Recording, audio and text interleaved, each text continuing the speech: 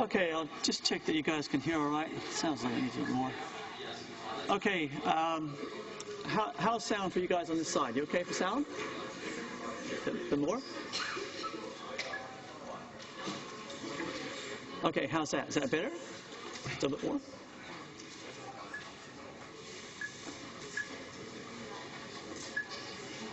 Okay, how's that? Is that better? That's good? Okay. What about you guys at the back? You okay for sound up there? And nod? Yep. You guys okay for sound? Like nod. Okay, so you guys in the middle look okay as well. Okay, so we'll make a start.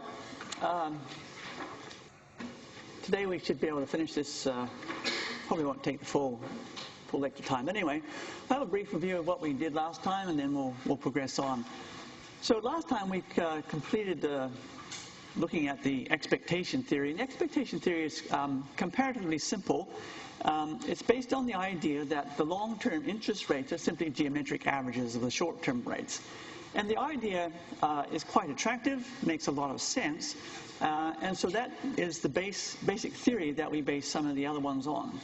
Now, the main problem with it, that's probably the most obvious problem with the expectation theory, is that it doesn't take account of the differences in risk that you have between different debt securities. And what we see is there is a systematic increase in risk as the time to maturity goes up. And that actually comes from two sources. One is the interest rate risk. So if you take two bonds that are identical, apart from their time to maturity, the one with the longer time to maturity has the higher interest rate risk.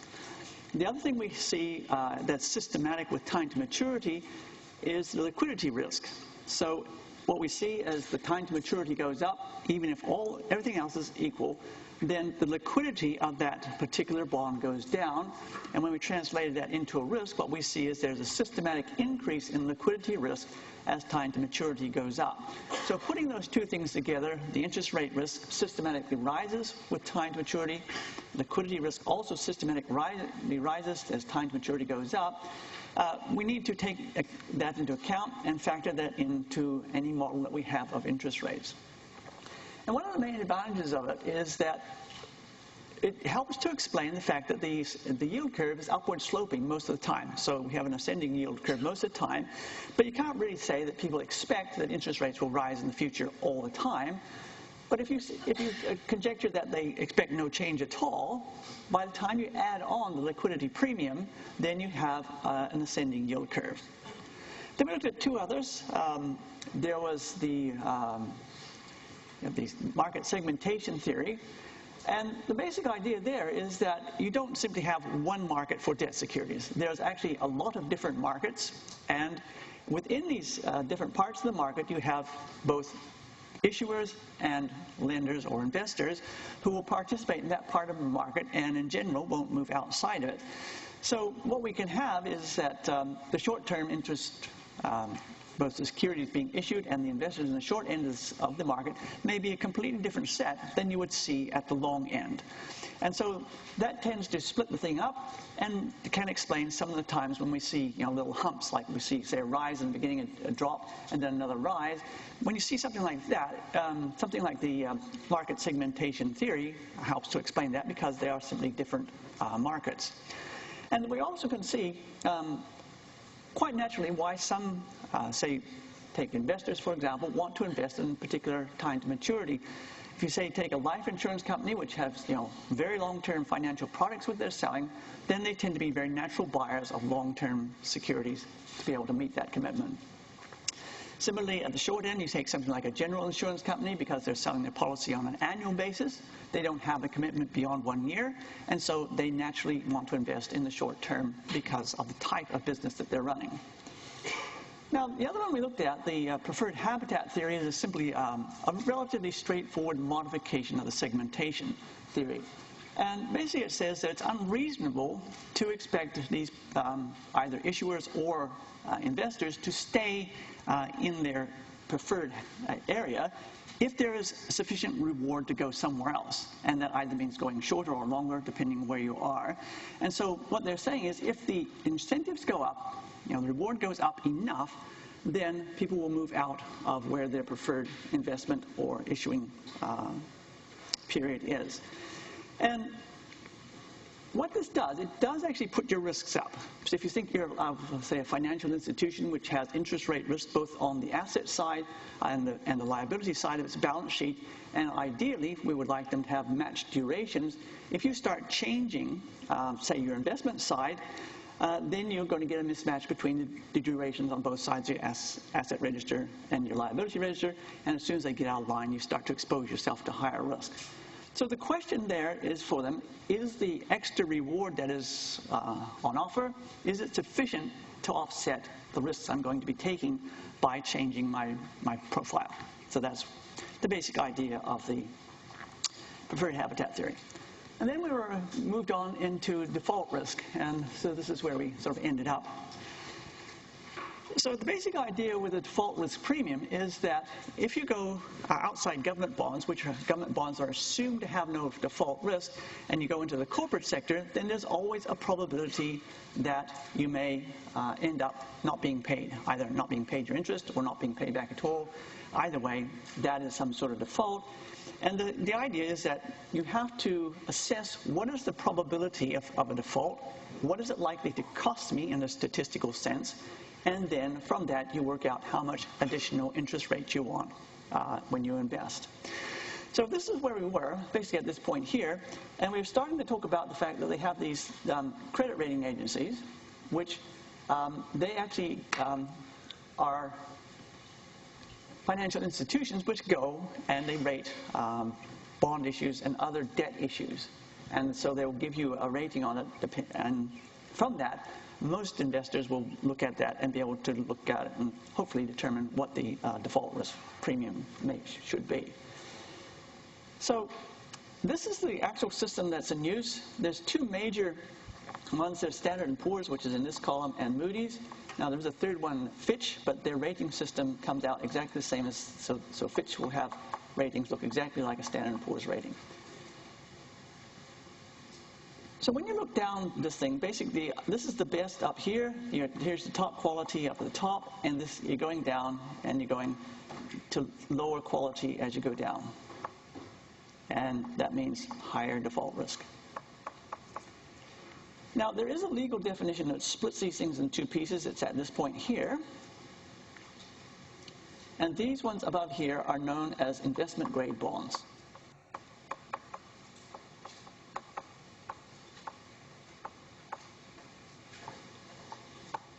And the ones down here, depending on how you like to describe them, they often have a polite name like high yield bond or speculative grade bonds, but most people know them as junk bonds. And we'll get to these a bit more in the bond section. But the idea of the rating, the purpose of the rating from the rating agency, there are a bunch of risks that you face as a bond investor, but this is supposed to give you a rating about what is the likelihood of the particular bond defaulting over the life of the bond. And so they simply rank them by these letters, and they issue that as part of their work to the wider market. And then it's up to people who are investing in the market to then translate that into a probability of default. So we did actually talk very briefly about what they look at. Look at the company's cash flow, how much debt it already has, how profitable it is, and also how much variation is there in that earnings. And they don't look at other risks that the company might face. So basically, this is only about the probability of default. So you might ask, are these things actually reasonably useful in terms of default? What does it actually mean? Now here's some data. Unfortunately, this data here is a little bit old, but I checked the website again and it hasn't been updated from last year. So we've got Moody's in this column here, and they've got two groups in their Standard & Poor's there. Now the reason they're split out is the municipal bonds have a different taxation treatment in the U.S. to the corporate bonds, and this is U.S. bond data. So if you look at the probability of default over the life of these bonds, if you got the very top ones, in both cases, if you're buying a municipal bond, even if it had the top rating at the time of issue, in the municipal bonds there was no defaults at all. In the corporate bonds, about 0.5% of the bonds defaulted if you got a Moody's rating, and a 0.6 as you got a Standard & Poor's. And as we go down, we can clearly see that the rate of default goes up. So that definitely tells us that things are getting more risky. But one thing that is quite interesting is that if you think about the ratings here, they're lined up as if they are identical to each other. But when we look at the defaults, particularly in the corporate pile, they're actually quite different. When you go down to here, this is the bottom of the investment grade. If it's got a very bottom investment grade from Moody's, you're around 4.6% chance of default over the life of that bond. Whereas if you've got the very bottom of the investment grade from Standard & Poor's, then you're up around 10.3. So these two ratings, although they look like they ought to be the same, they actually don't mean the same thing. And so if you're a bond investor and you see that you've got a rating from Moody's and you have a rating from Standard & Poor's and maybe a further one from Fitch, they do actually provide you with additional information over and above one. Once you get out of the investment grade, get into the junk bond range, then the default rates really go up. Get down into the C's, corporate bonds, 69% of those bonds defaulted over the life of their bonds. So very high default rates there. But anyway, if you had that information, and virtually most of the corporate bonds that are issued, particularly in the United States and even out here, they have a rating at the start. So when you're considering buying a bond on the issue, looking at that rating is quite informative at that point. Anyone want to ask a question on this before we move on? Yeah, go. Oh, there's two of them. Okay, you'll go first. I'm just wondering, for those bond rating companies, are they regulated in the market? Can they be bought out? Yes, there are. In fact, in the United States, there's only 3 licensed ones. There's Fitch, Standard & Poor's, and Moody's. So there's 2 things there, Moody's and Standard & Poor's. They're 2 of the 3 licensed ones. There's basically no one else can do this work in the United States. And so, out here, you tend to see Standard & Poor's most of the time, but occasionally you see Moody's and you see Fitch. So they're definitely regulated entities. How do you think the bond issuer is the one that pays for the rating. So they actually they buy a rating, and of course, obviously you can see there's a bit of a conflict of interest there, but that's what they do. The issuer pays for the rating, and even though once they've issued the rating, it's not static. They will update the rating as time goes on, but again, the issuer pays for the re-rating of the bonds. So that's how they make the money. Okay, yep, go ahead.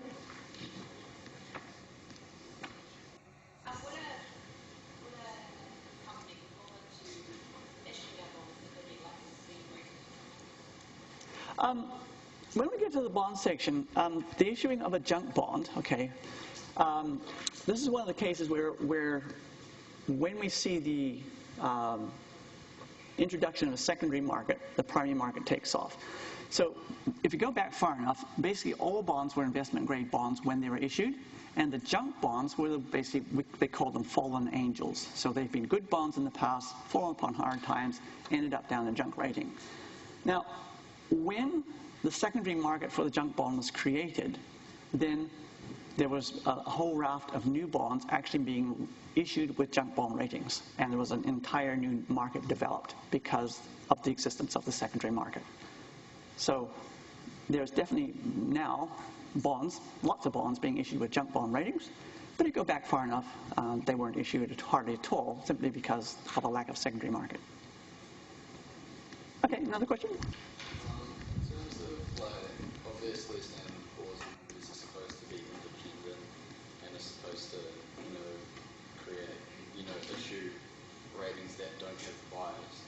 But how do they really do that when you look at something like their ratings for Enron a week before Enron went down and they were still AAA? Yeah, well, there's plenty of criticism that, because they are paid by the issuer, they have this obvious incentive to be biased.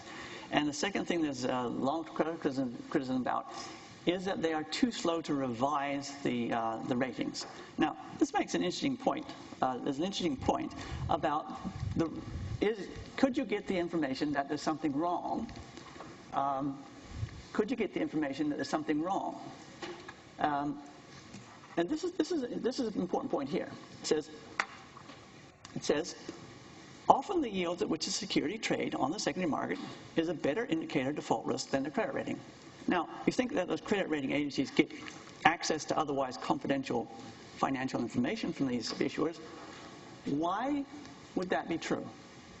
Why, even though they get good confidential information to go rate the bond, why is the yield in the secondary market actually a better indicator? Yeah, go ahead. It's because of the more consistent updates and value that you get from analysts wanting to reprice the bond correctly, whereas S&P or Moody's only does it periodically. And so it's like a constant revaluing of those bonds.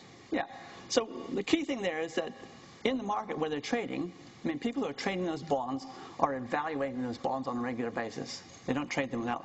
So if you get, say, an insurance company or a bond fund trading in this market, they have credit analysts on staff. They are looking at these bonds. They're evaluating these bonds on a regular basis. And so the updating goes ahead much quicker in the secondary market than it does with the periodic re-ratings from the ratings agencies. So if you remember right back to the first section, and we talked about we wanted our our markets to be informationally efficient. This is a good indication that these markets are working well, because their yield is giving a good indication of the probability of default, better than that comes out from a rating agency. Okay, any other questions? Okay, move on.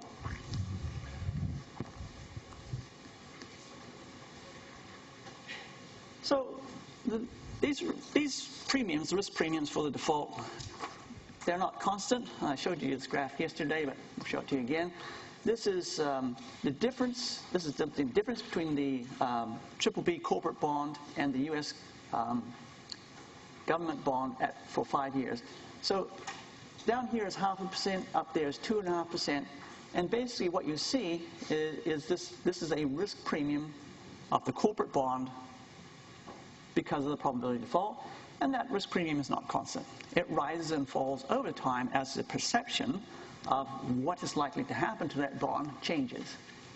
So when the economy goes into a slow period, you got problems in the economy, things going slow, the probability of default goes up. Therefore, you would expect that this premium would rise when the economy is doing poorly. When the economy is going well, companies are making lots of money, the probability of default goes down, and of course the default risk premium comes down because the probability of default goes down. So they change over time in response to the economic conditions that you are in. Okay, any questions on that before we move on? Okay. So that's some risk premiums. It's probably no more informative than that one, but anyway. So that was some other data. Again, you can see that basically rating goes down, probability of default. Those were 15-year bonds that they were looking at. So you can get down in the junk bonds ratings, and you over 50% chance of having a default in those ones that start their life with a junk bond. Okay, so we'll now move on to embedded options, which is the last factor that we're going to consider that affects the interest rate. So some bonds are sold with what we call an embedded option. So what's an embedded option? What's an embedded option? What's an option that's not embedded?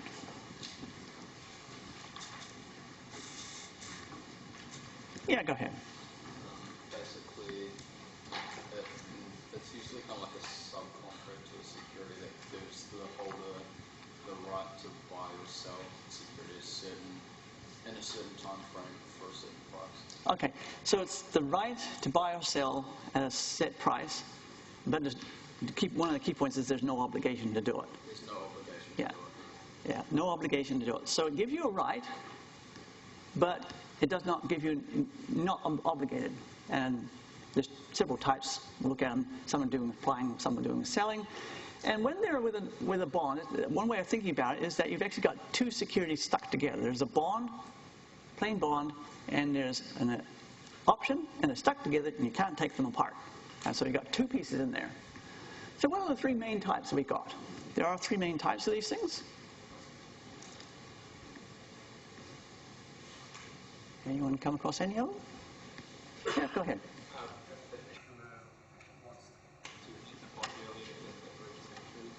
Okay, so if issuer wants to end the bond early, they call that a call option. So if they issue a bond with a call option, that gives them the right to call the bond back early, so it doesn't have to run all the way through to maturity. So that's one of the three. Any others?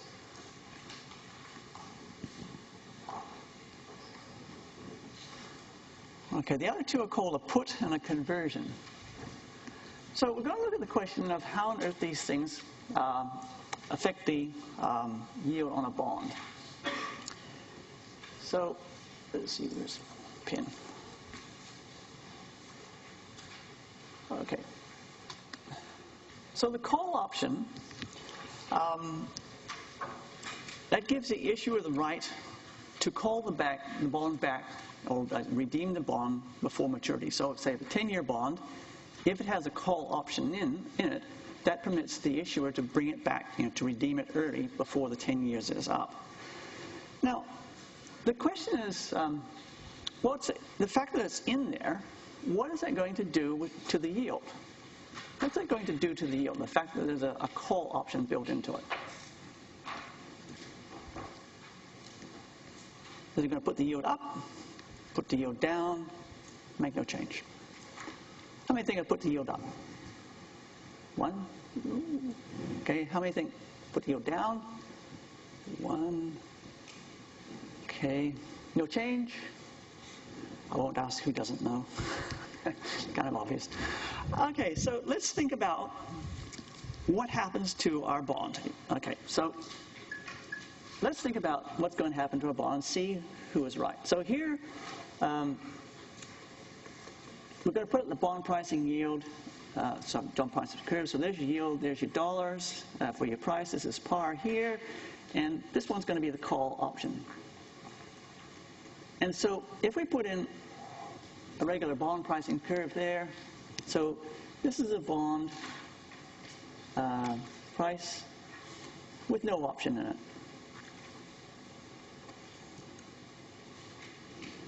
Okay. So how are we going to modify that curve for the presence of a call option?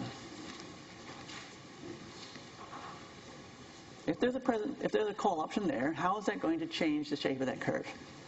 What is it going to do?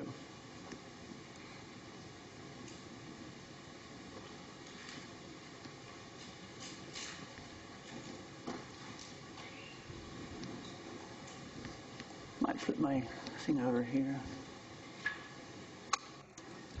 Oops, that's a put call option, so go back. Okay, so what tends to happen with a call option, okay? Remember what it is. It allows the issuer to redeem the bond early. That's the basic deal. So what they tend to do if they put one in is they tend to put the redemption price for the call a little bit higher than the par. So what we'll do is we'll just draw it up here. So just draw it straight away across, and that's the call price. And that's determined at the time the bond is issued. So if the yields, say it started here, say this is where it started, and the yields fell, at what point would it become worthwhile for the issuer to call it back?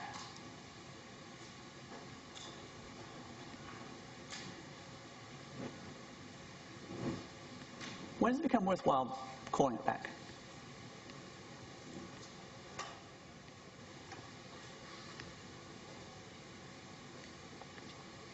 Well, it's not very clear, but the blue line, which is the call price, if the bond price goes above that price, then it's worthwhile them calling back. Now, one way of looking at it is if the yield has dropped down to a point, where it goes above that blue line, what they can do is call this bond in, which is costing them a lot in terms of their coupon rate, and they can issue a new bond at a lower coupon rate. So if the interest rates go down, interest rates chug down over here, then it's worthwhile calling the bond back in and issuing a new bond at a lower interest rate. That will save them money. So the actual the bond pricing curve doesn't go up here and down here. It does have a bend in it, and so but it does join fairly quickly with that one and joins fairly quickly with that one. So this one here, bond price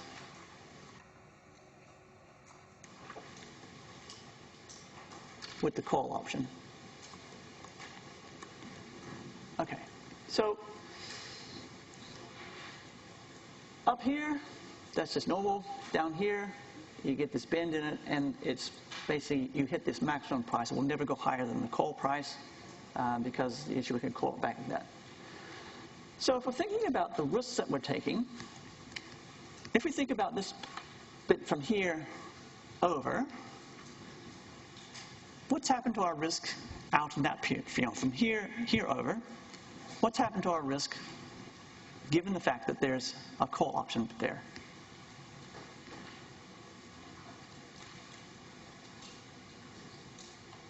No, it's actually stayed completely unchanged. If the interest rates, if yields rise, there's no change in our risk. Our risk is basically what it was without an option. Okay, so that's a key point. That basically, probably there's a tiny slight difference here, but the basic idea is that if this is where it started and yields rise, then our risk profile in that particular case is unchanged. Now, let's think about what happens to us if the interest rates drop. What happens to our risk there if the interest rates drop? Because of the existence of that call option. It decreases, okay? Say again? Okay. So what's the other bit? The reinvestment risk rises. Actually, in fact, the reinvestment risk doesn't rise.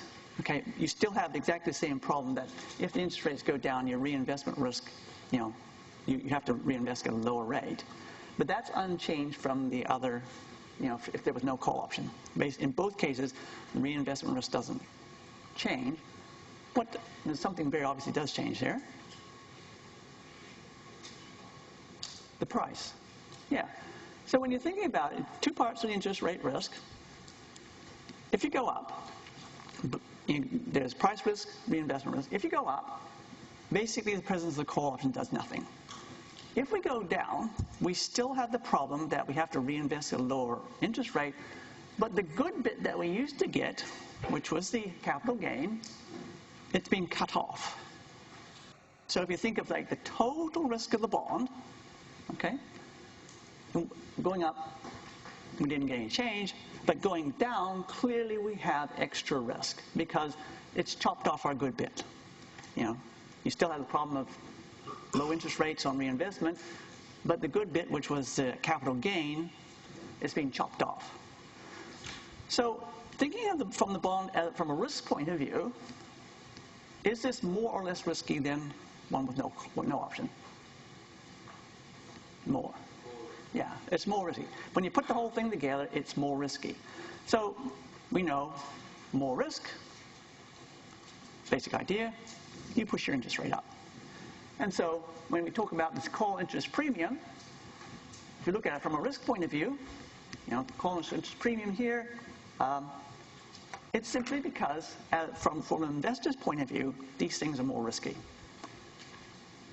And we can sort of see how that arises just by drawing a picture. Okay, any question on that before we go to a put?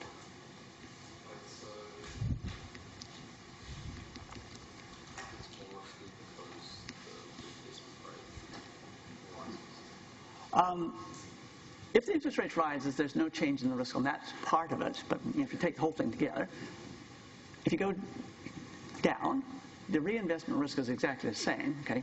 But the good bit that you used to be able to get when the interest rates drop, which is the capital gain, that's being chopped off. So if you take those things together, one, there's no change.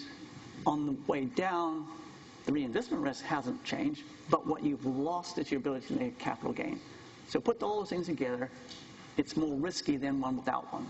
And so, because of that, more risk, higher interest rate. Make sense?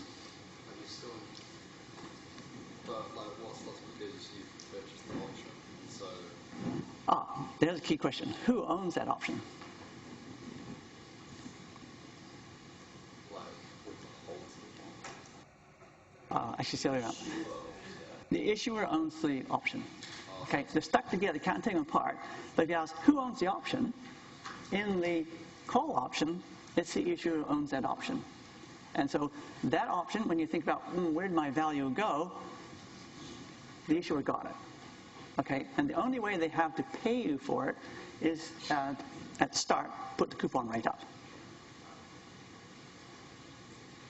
Okay, any other questions?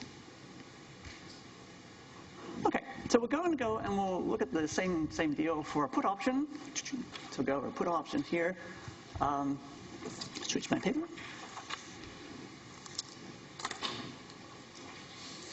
So we'll start off with the same thing. So actually, maybe I should put that. Where did my last one go? Yeah, and I should probably put this. Put this point in here. The issuer owns the option. So that's an important point in terms of the option. The issuer owns the option in this particular case. Okay. So going over to the put option. So there's yield again. And there's our bond price with no option. So that's your dollars up there. There's your par. Now, if there's a put option in this bond, what does that grant the option holder the right to do? What does the put option give whoever owns this option? What does it give them the right to do? Yeah, go ahead.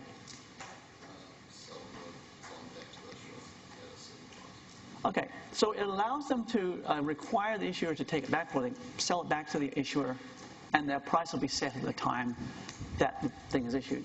So they tend to put it a little bit below par, so we'll just put it in here. So this is a put option, basically the put price. So if that's the point price at which you would exercise the option, and if you exercise it, that's what you would get. So when we think about the pricing curve with the option in it, you sort of get this thing here like this. So basically it joins up with that one, and then it stays here. So that's the bond price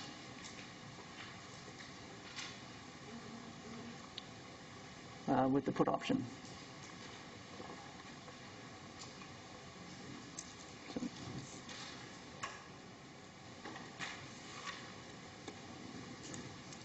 Okay, so looking at this from a risk point of view, what has this done to our risks?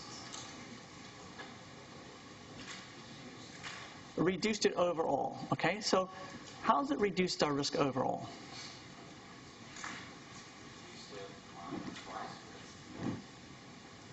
Yeah, okay, so reduce the price risk. So if you think about, going down here, there's no change in our risk there because we simply like it was before there was an option.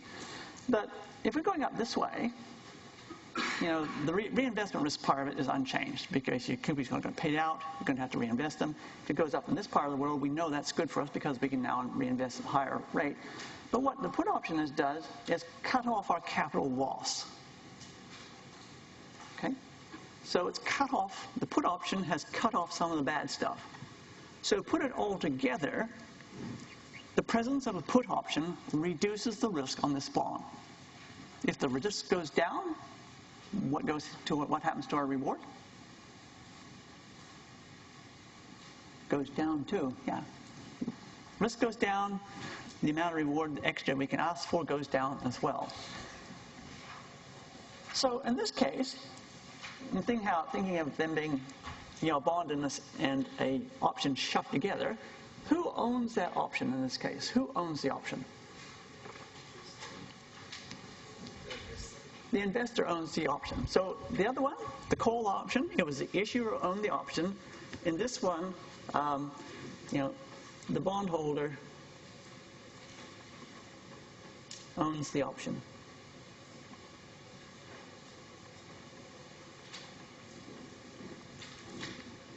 Okay? So in one sense, you have some value, and then you have to pay the issuer for that because you got it from them. And the only way you can do that is by changing the interest rates. And that means they come down a bit. So whether you look at it as a value point of view from the value of the option, or you look at it from a risk point of view, in both cases, you get a lower interest rate than there would be on a bond with no put option in it. Okay, any questions on that?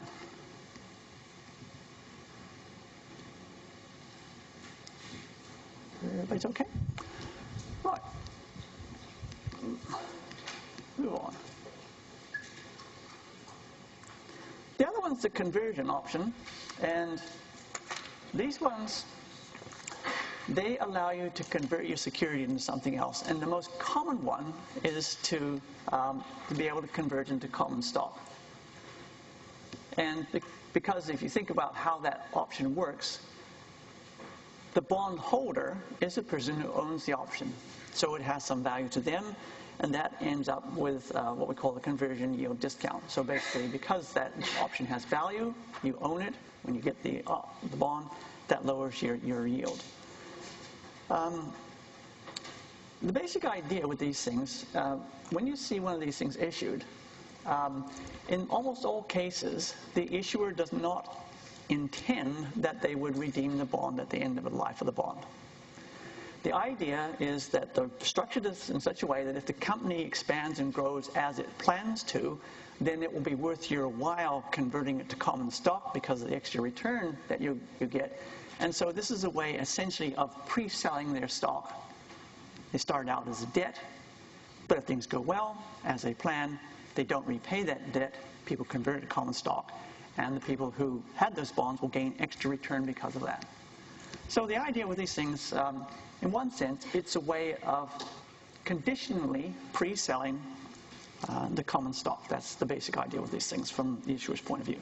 But from the investor point of view, because the option has value, you get a little bit less in terms of the yield that's being paid to you. Any question on that one before we wrap right up? Okay, so didn't think we'd take the full thing, but anyway, one way to look at it is instead of by yield is by price. Basically, there's an inverse relationship between yield and price. So if the yield is lower, that means that the price is higher. But either way, completely equivalent way of looking at it. Now, typically, there's specified dates. If you go and look at one of these things, there'll be specified dates. Quite common, it's annual. You get an annual chance to do the conversion. And if it goes ahead, then quite typically the way the thing is written is that the shares that you get with your convertible bond you'll get them at a discount to the market price. And that's how you get that extra yield, is that basically you get them at a lower price, which then immediately gives you additional value at the time of conversion. So the idea there is, if everything works out as the company plans, then you'll get some extra return by converting into common stock, and that's what they hope will happen. They do not wish with these things to reach the end of the life of the bond and repay it. They want to basically have that money and keep it, but they started out as a debt. Ultimately, they hope to convert it into equity. Okay, any questions on that before we move on? Okay, so moving on, there's the last relevant part. So this is the final topic that will be in the term test next week. So everything from the overview up to the end of this topic is covered in that test next week. And I'll give you some more details about that on Friday. So if you want to ask any questions, be around for a while. Otherwise, we'll see you on Friday, and we'll start on the next section on the markets.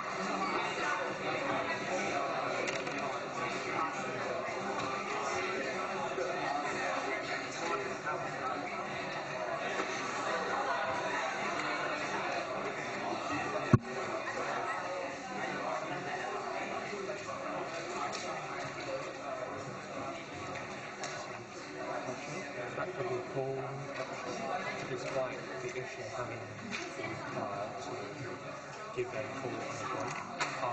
Investors allow it to hold on. Is there a sign behind that situation? Yeah, the issue is precisely the call option. Then you as the bondholder will make a choice. If they say, we're calling the bond in, and you have to sell that. There's no chance for you to keep the bond. Yeah.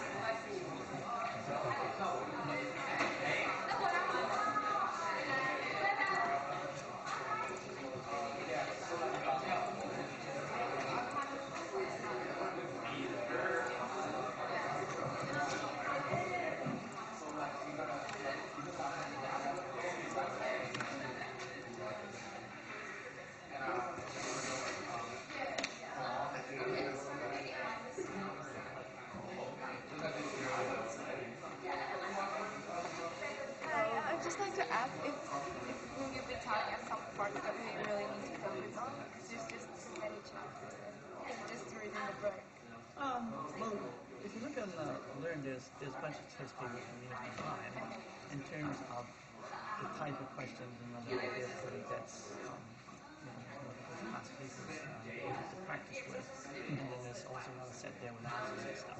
Okay, how about it says is what the course outlines for the goal and the learning outcomes. I mean, should we be looking at that? Okay, I'm not even sure what they say anymore.